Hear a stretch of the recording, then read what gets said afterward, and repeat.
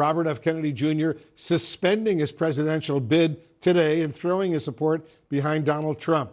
Brian Todd is joining us right now with more. Brian, RFK Jr. has had more than his fair share of strange, rather memorable, often very controversial moments since launching his campaign. Right, Wolf. This campaign has been so bizarre, so fraught with strange stories and accusations that several members of Robert Kennedy Jr.'s own family are calling this whole thing sad. Analysts say it's put a stain on the reputation of one of America's great political dynasties. In my heart, I no longer believe that I have a realistic path to electoral victory. Robert F. Kennedy Jr., who started his run as a Democrat, then switched to being an independent, bows out of the race and endorses Donald Trump. And with that, one of the most unique presidential bids in American history comes to a close. This isn't just your typical bizarre campaign. This is almost carnival-like. In May of this year, Kennedy claimed that a parasitic worm had once entered his brain and died, which he said led to, quote, severe brain fog and trouble with his short-term memory. He actually joked about it. Maybe a brainworm ate that part of my memory. A few weeks ago, in a rambling video posted on X, Kennedy admitted that about 10 years ago, he was driving in upstate New York when he found the carcass of a dead bear that had been hit by a vehicle. So I pulled over and I picked up the bear and put him in the back of my van because I was going to skin the bear. Kennedy said he got sidetracked by several events that day, couldn't go home, didn't know what to do with the bear. So he decided to leave the carcass in New York's Central Park and make it look like a bike accident. So we went and did that, and we thought it would be amusing for whoever found it or something. The whole story, the wild, weird story that RFK Jr. told about the bear cub and how it got into Central Park has really made an impact, and not a positive one for him. This summer, an article in Vanity Fair had a photo of Kennedy appearing to pantomime eating a dog carcass. Kennedy denied it was a dog. It's actually me eating a goat in Patagonia. That same Vanity Fair article published allegations that Kennedy had sexually assaulted a former nanny for his family. Kennedy sidestepped the accusations. I am not a church boy. All this following repeated episodes where Kennedy baselessly called the COVID-19 vaccines unsafe and espoused outlandish conspiracy theories about the vaccines. COVID-19 is targeted to attack Caucasians and black people. The people who are most immune are Ashkenazi Jews and Chinese. It's all led to a precipitous fall from grace for the son of an American political icon. Today, after he dropped out of the race and endorsed Trump, 5 of Kennedy's siblings issued a statement saying it's, quote, a sad ending to a sad story.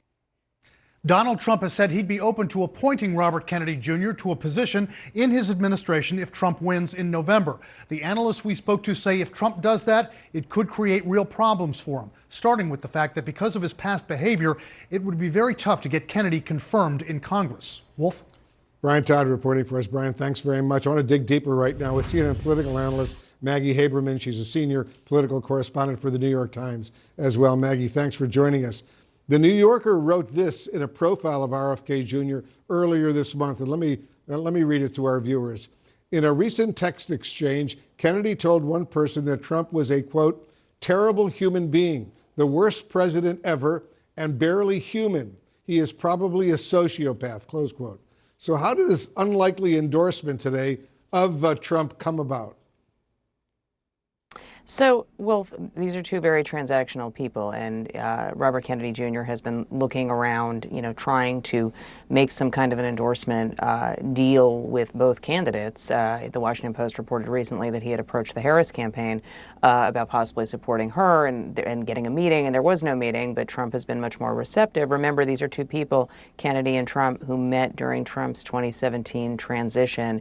Bobby Kennedy claimed that Trump was going to appoint him to some kind of a vaccine commission, and then Trump's aides quietly distanced Trump from it. But Trump is open to having discussions with him. He likes him. Trump is a credentialist, and he likes the Kennedy name. So this all began shortly before the Republican National Convention, and it's been moving toward this. I think that RFK Jr. clearly sees he does not have a real path in this race, and this is a way to be relevant. Trump called into Fox and Newsmax immediately after Kamala Harris's speech last night. Listen to part of what he said, Maggie. It was a lot of complaining. She didn't talk about China. She didn't talk about fracking. She didn't talk about crime. She didn't talk about 70% of our people are living in poverty. She didn't talk about the trade deficit. She didn't talk about child trafficking that she's allowed to happen because she was the border czar and she presided over the weakest border in the history of our country. By the way, the beeping you heard appears to be Trump inadvertently hitting buttons on his phone. So what do these interviews, Maggie, say about his mindset now? Look, he's very reactive in all things when he is not in command, and we have seen this over the course of the last 9 years that he's been in politics or in the political arena. He is clearly, jarred by her. He has been trying to get back into the national conversation for several weeks now, ever since President Biden announced he wasn't running for re-election. He's doing that with this RFK endorsement today. He did it last night. He is trying to point out the areas where she separated herself, at least by omission, from President Biden, in terms of not tying herself to their joint record. There are a number of Trump's aides who would like him to basically just be saying Biden, Harris all the time. And so that's his way of doing that. We'll see if he can sustain it. I thought it was interesting that when President Obama took the stage at the Democratic convention, he made a comment about Trump's obsession with his crowd sizes. I want to play that clip. Listen to this.